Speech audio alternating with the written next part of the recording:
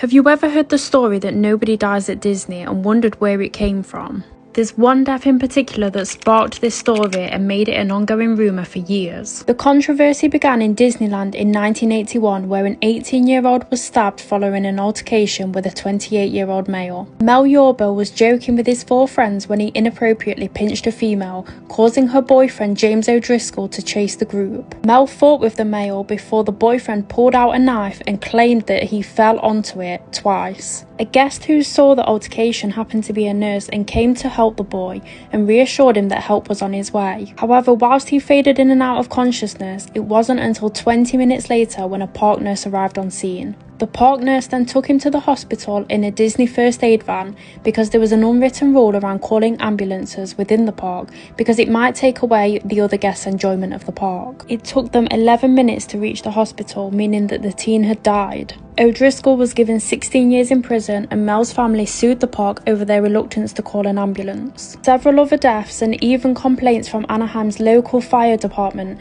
eventually led to the agreement they would have an ambulance service on site. However, many guests and cast members claim that this unspoken rule still exists, where they're told to do life-saving measures until they're off the property, which then they can be declared as dead. But is this Disney trying to save their image, or are they actually just required to perform these life-saving actions? We know there have been many reported deaths where it has clearly been stated they were declared dead at the scene, including the America Sings incident and the alligator attack in Disney World, Florida. Yet this doesn't stop the rumours that people will be told to keep quiet about any incidents, or that attempts to keep them alive is limited until they are outside the park. And we also know that Disney has great lawyers, and if you want to hear some of the wild lawsuits that have been filed against them, comment below.